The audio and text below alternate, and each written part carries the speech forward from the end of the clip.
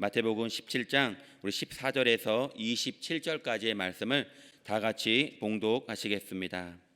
그들이 무리에게 이르매 한 사람이 예수께 와서 꿇어엎드려 이르되 주여 내 아들을 불쌍히 여기소서. 그가 간질로 심히 고생하여 자주 불에도 넘어지며 물에도 넘어지는지라. 내가 주의 제자들에게 데리고 왔으나 능히 고치지 못하더이다. 예수께서 대답하여 이르시되 믿음이 없고 패역한 세대여, 내가 얼마나 너희와 함께 있으며 얼마나 너희에게 참으리요. 그를 이리로 데려오라 하시니라. 이에 예수께서 꾸짖으시니 귀신이 나가고 아이가 그때부터 나으니라. 이때에 제자들이 조용히 예수께 나와 이르되 우리는 어찌하여 쫓아내지 못하였나이까. 이르시되 너희 믿음이 작은 까닭이니라. 진실로 너희에게 이르노니 만일 너희에게 믿음이 겨자씨 한 알만큼만 있어도 이 산을 명하여 여기서 저기로 옮겨지라 하면 옮겨질 것이요 또 너희가 못할 것이 없느니라. 갈릴리에 모일 때에 예수께서 제자들에게 이르시되 인자가 장차 사람들의 손에 넘겨져 죽임을 당하고 제3일에 살아나리라 하시니 제자들이 매우 근심하더라. 가버나움에 이르니 반세계를 받는 자들이 베드로에게 나와 이르되 너의 선생은 반세계를 내지 아니하느냐. 이르되 내신다 하고 집에 들어가니 예수께서 먼저 이르시되 시몬아 내 생각은 어떠하냐. 세상 임금들이 누구에게 관세와 국세를 받느냐. 자기 아들에게냐 타인에게냐. 베드로가 이르되 타인에게니이다. 예수께서 이르시되 그렇다면 아들들은 세를 면하리라. 그러나 우리가 그들이 실족하지 않게 하기 위하여 내가 바다에 가서 낚시를 던져 먼저 오르는 고기를 가져 입을 열면 돈 한 세겔을 얻을 것이니 가져다가 나와 너를 위하여 주라 하시니라. 아멘. 오늘 마태복음 17장 14절에서 27절의 말씀을 근거로 하여 산에서 내려오신 이유, 예수님이 산에서 내려오신 이유란 말씀의 제목으로 은혜를 나누도록 하겠습니다. 어제 마태복음 13절까지의 말씀을 보면 변화산에서 예수님의 모습이 부활의 그 모습으로 육신으로 변화가 되어집니다. 그리고 나서 베드로와 그 세 명의 제자는 이곳에 머물자고 그렇게 했을 때 예수님은 그들을 데리고 내려옵니다. 오늘 내려와서 보니까 귀신 들린 아이를 제일 먼저 만나게 됩니다. 변화산 위에는 그냥 황홀한 그냥 천국 같은 그런 너무나 좋은 아름다운 곳이었는데 그 일상으로 내려오니까 귀신이 들끓는 그 귀신 들린 아이가 머무는 그런 곳이었습니다. 우리는 누구나 다 은혜 받는 자리에 그냥 머물러 있고 싶어 합니다. 하나님은 은혜 받는 자리에 우리가 머물러 있기를 원치 않고 계십니다. 영적 전투가 벌어지는 산 아래로 내려오기를 원하고 계십니다. 그곳에 늘 날마다 하루하루 치열하게 또 그리스도의 옷을 입고 사는 것, 이것이 바로 하나님이 원하시는 그런 우리의 신앙 생활입니다. 우리가 살아가는 곳은 이렇게 정상이 아닙니다. 바로 산 아래의 이 땅입니다. 그리스도의 옷을 입고 그리스도의 멍에를 메고 이 땅에서 예수님과 함께 걸어가는 것, 이것이 바로 하나님이 원하시는 그런 삶입니다. 오늘 15절의 말씀 보니까 주여 내 아들을 불쌍히 여기소서. 그가 간질로 심히 고생하여 자주 불에도 넘어지며 물에도 넘어집니다. 이렇게 말을 하고 있습니다.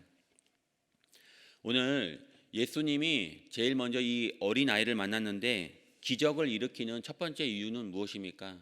바로 첫 번째는 이 아이를 불쌍히 여겨달라고 했기 때문입니다. 마가복음 9장 22절에도 이 아이가 간질로 인해서 심히 경련을 일으키고 고생하니 예수님, 우리 아들은 외아들입니다. 불쌍히 여겨 주시옵소서라고 그렇게 고백합니다. 그랬더니 예수님께서 그 아이를 불쌍히 여기시고 그의 모든 그 귀신에 붙잡힌 것에서 노임을 받아 줍니다. 근데 왜 제자들은 귀신을 내어 쫓지 못했습니까? 어쩌면은 예수님의 마음이 없었기 때문일 거라고 생각합니다. 예수님처럼 그 아이를 영혼을 정말 불쌍히 여기고 정말 이 아이가 이 귀신의 그 역사에서 노임을 받았으면 좋겠다. 정말 내 생명을 다해서 이 아이를 고치고 싶겠다, 이런 부모와 같은 이런 마음이 있었다면은 어쩌면은 그 아이를 붙잡고 물고 늘어졌을지 몰라요. 이 산 아래에 있는 9명의 제자들은 그 아이를 붙잡고 이 귀신이 이기나 내가 이기나 한번 끝까지 가보자. 이 아이가 너무 불쌍한데, 이 아이가 너무나 괴로운데 내 끝까지 한번 해보겠다는 정말 불쌍히 여기는 마음이 있었다면은 어쩌면 내쫓을 수 있었을지 모릅니다. 오늘도 우리 새벽에 주님 앞에 나와서 우리가 기도할 때 하나님, 나를 불쌍히 여겨주세요. 나 정말 너무나 연약합니다. 하나님, 믿음이 없습니다. 불쌍히 여겨주세요. 라는 간절한 마음으로, 하나님, 내 욕심으로 살았더니 내 몸을 너무나 혹사시키고 너무나 피곤하게 만들었더니 내 꿈을 이루기 위해서, 내 욕심을 이루기 위해서 했더니 병들었습니다. 하나님, 나를 불쌍히 여겨주세요. 하나님, 지혜가 없어서 너무나 큰 어려움에 처했습니다. 나를 불쌍히 여겨달라고 주 앞에 간절한 마음으로 꿇어 엎드린다면 하나님 우리를 불쌍히 여기시고 우리를 오늘 이 시간에도 은혜를 베풀어 주실 것입니다. 하지만 긍휼히 나를 불쌍히 여겨달라는 마음이 없이, 하나님, 내가 이 새벽에 깨우고 주 앞에 나왔으니 하나님, 잠들어 있는 이 수많은 사람들을 기도는 들으시지 않으시라도 이렇게 어렵게 깨어있는 나의 기도는 들어주셔야 되는 거 아닙니까? 이렇게 긍휼이 없는, 불쌍히 여기달라는 마음이 없이 나온다면 하나님도 듣지 않으실 것입니다. 오늘도 우리가 하나님 앞에 불쌍히 여겨달라는 마음으로, 나는 정말 연약합니다, 하나님 없이는 살 수 없습니다 라는 긍휼한 마음으로 나올 때 하나님은 반드시 오늘 또 긍휼을 베풀어 주실 줄 믿습니다. 16절의 말씀을 보겠습니다. 내가 주의 제자들에게 데리고 왔으나 능히 그를 고치지 못하더니이다. 9명의 제자들은 고치지 못하고 있습니다. 왜 고치지 못했습니까? 20절의 말씀, 20절의 말씀에 보니까 이르시되 너희 믿음이 작은 까닭이니라. 진실로 너희에게 이르노니 만일 너희에게 믿음이 겨자씨 한 알만큼만 있어도 이 산을 명하여 여기서 저리로 옮겨지라 하면 옮겨질 것이요 또 너희가 못할 것이 없으리라. 첫 번째로는 그 제자들이 또 그 귀신을 쫓아내지 못한 이유 중에 하나는 어쩌면은 그들에게 귀신을 쫓아내는 능력이 자기들 것이라고 생각했을 수도 있습니다. 근데 그것은요, 예수님의 것입니다. 그 전에 보면은 예수님이 전도를 보낼 때 귀신을 쫓아내고 병을 고치는 능력을 제자들에게 주어서 2명씩 짝을 지어 내어 보냈습니다.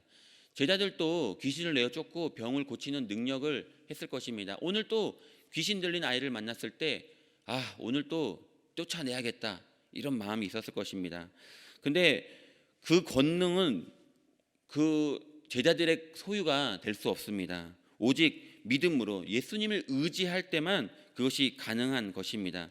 전적으로 하나님이 주시는 것이고 전적으로 믿음의 그 여하에 따른 것입니다. 오늘 그것이 내 것이라고 하는 것이 아니라 오늘 또 20절의 말씀 보니까 믿음이 작은 까닭이다. 17절에 보면은 예수께서 대답하여 이르시되 믿음이 없고 패역한 세대여, 이렇게 말합니다. 귀신이 쫓아내지 못한 이유 중에 가장 큰 이유는 바로 믿음에 있습니다. 오늘은 믿음이 작다, 믿음이 없다, 그 패역한 세대다 이러고 말씀하신 것은 너의 믿음이 작다는 것이 아니라 믿음이 아예 없다, 너의 믿음이 지금 결핍되어 버렸다, 없어졌다는 것입니다.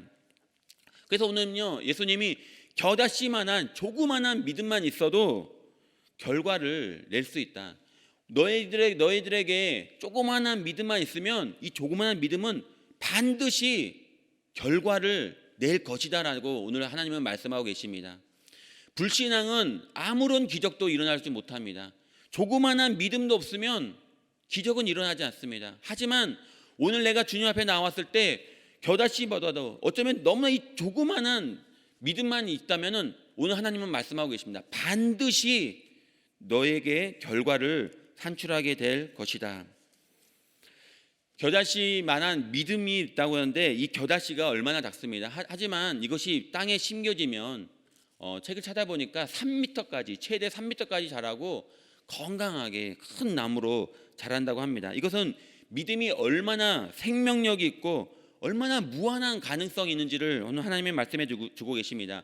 얼마나 꺾어지고 부러져도 다시 살아나고 다시 세워지는 자생력인데, 믿음은 절대 꺾어지지 않고 끊임없이 생명력과 자생력으로 큰 나무가 되어진다는 것을 오늘 말씀해 주고 계십니다. 이 조그만한 믿음만 있으면 산이 옮겨진다.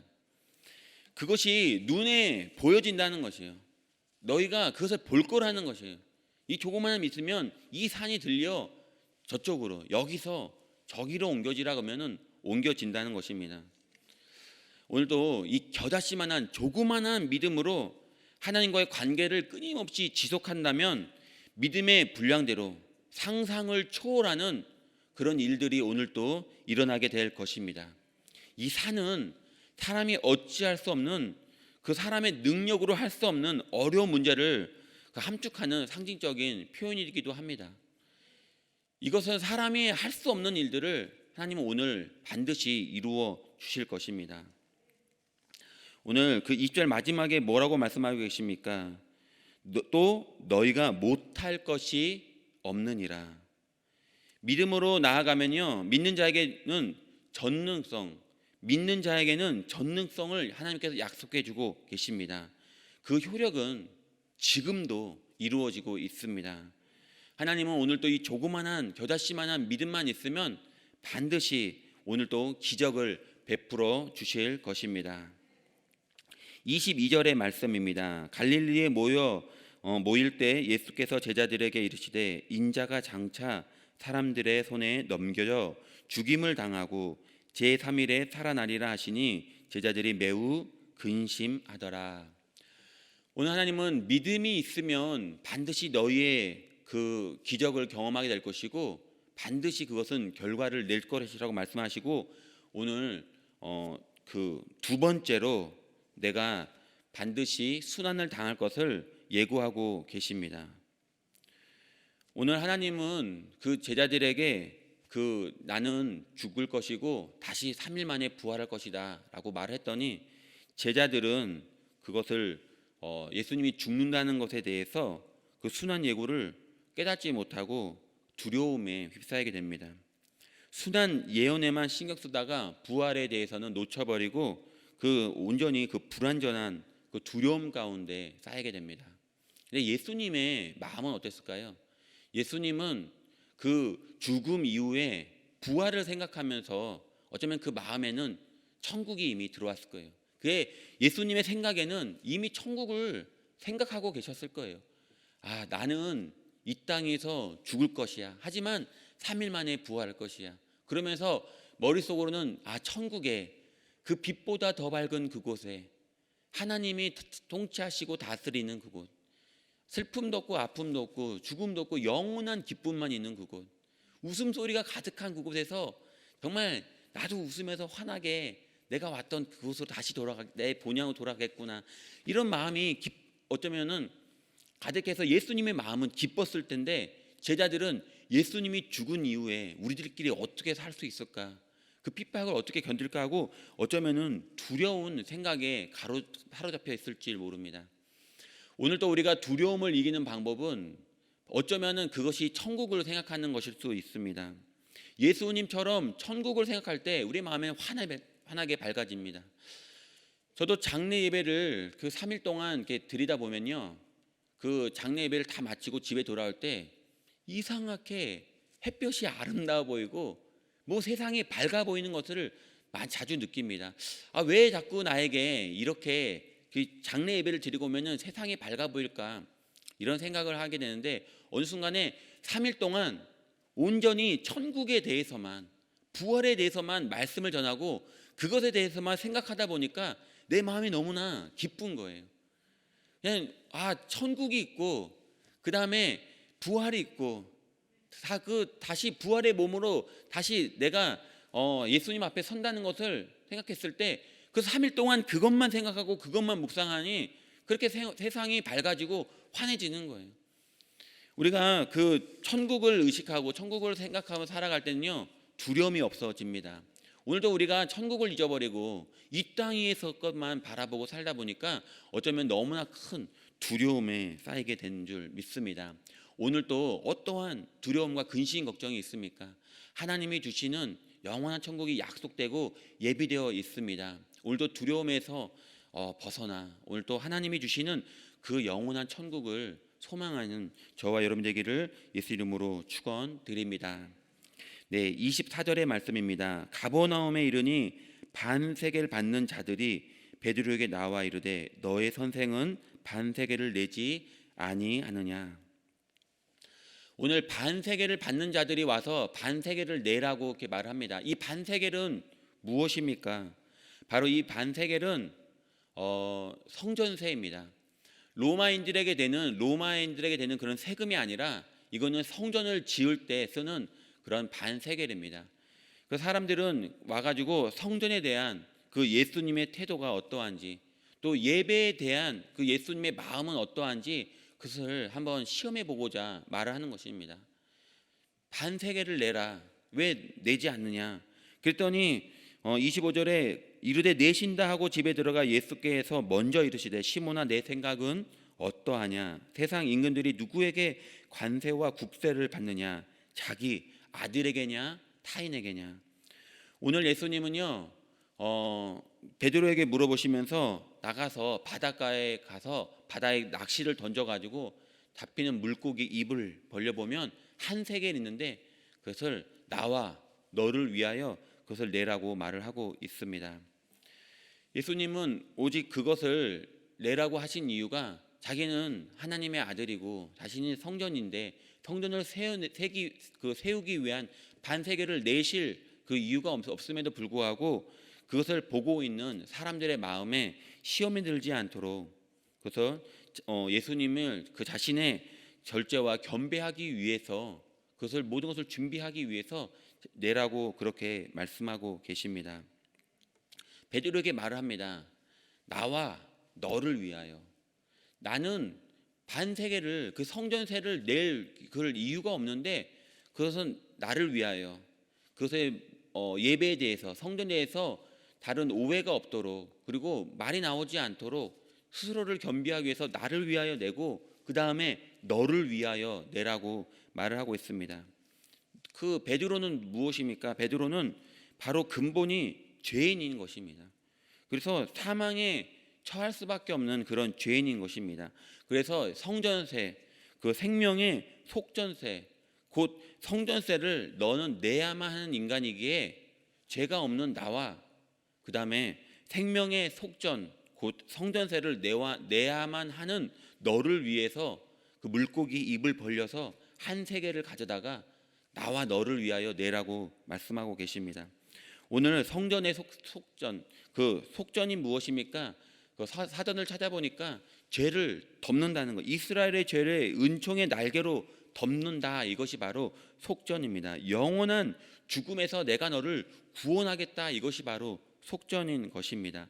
그래서 예수님은 그 반세계를 내야만 하는 너, 바로 죄인인 너, 영원히 죽을 수밖에 없는 죄인인 너는 그 성전세를 내서 예수님의 보혈로 그 은혜의 날개로 덮어져서 영원한 죽음에서 구원을 얻어라. 이렇게 말씀해 주고 계십니다. 오늘 결론입니다. 예수님께서 변화산 위에서 누구나 다 머물고 싶어하는 그곳의 은혜의 자리에서 머물지 않고 마귀의 역사가 일어나는 이 세상으로 제자들을 끌고 내려오신 이유가 무엇입니까? 바로 죽을 수밖에 없는 우리 죄인을 구원하시기 위함입니다.